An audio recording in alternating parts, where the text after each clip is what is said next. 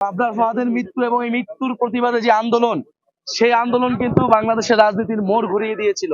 যারা গুম খুন এবং নির্যাতনের শিকার হয়েছে, আমরা সেই সকল শহীদ এবং সকল নির্যাতিত মানুষকে ধারণ করি। এই দেশ গড়তে জুলাই পদযাত্রায় আমরা সেই শহীদদের আকাঙ্ক্ষাকে ধারণ করছি।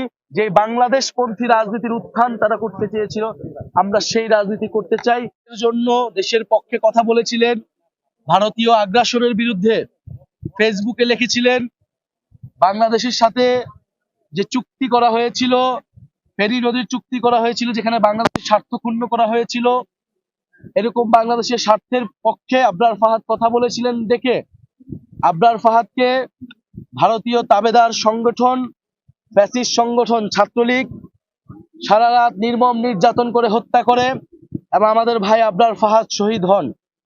2019 সালেই আবরার ফাহাদের মৃত্যুর প্রতিবাদে বুয়েট, ঢাকা বিশ্ববিদ্যালয় সহ সারা বাংলাদেশে আমরা দিল্লির আধিপত্যবাদ বিরোধী এবং সন্ত্রাস বিরোধী আন্দোলন গড়ে তুলেছিলাম।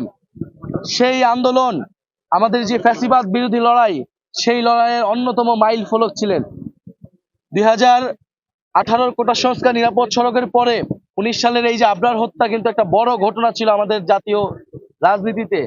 এবং আবরার ফাহাদের মৃত্যু এবং এই মৃত্যুর প্রতিবাদে যে আন্দোলন, সেই আন্দোলন কিন্তু বাংলাদেশের রাজনীতির মোড় ঘুরিয়ে দিয়েছিল। এবং ভারতীয় আধিপত্যবাদ বিরোধী যে লড়াইটা আবার নতুন করে শুরু হয়েছিল, এবং আবরার ফাহাদকে আমরা বলেছিলাম যে আমাদের ভারতীয় আধিপত্যবাদ বিরোধী শহীদ এবং দিল্লি না ঢাকা, সেই স্লোগান উঠেছিল সেই আবরার ফাহাদ হত্যার যে বিরোধী প্রতিবাদ মিছিল, সেই মিছিল থেকে। ফলে আজকের এই দিনে আমরা আবরার ফাহাদকে গভীর শ্রদ্ধার সাথে স্মরণ করছি, তার রুহের মাগফিরাত কামনা করছি। এবং আবরার ফাহাদের যেই পথ আমাদের দেখিয়ে গিয়েছে, বাংলাদেশপন্থী পথ, ভারতীয় আধিপত্যবাদ বিরোধী পথ, আগ্রাসন বিরোধী পথ, সেই পথেই আমরা জাতীয় নাগরিক পার্টি রাজনীতি করছে। সেই পথ ধরেই জুলাই গণ অভ্যুত্থান সংগঠিত হয়েছিল। ফলে আবরার ফাহাদ থেকে আবু সাইদ, সেই সকল শহীদদেরকে আমরা স্মরণ করি।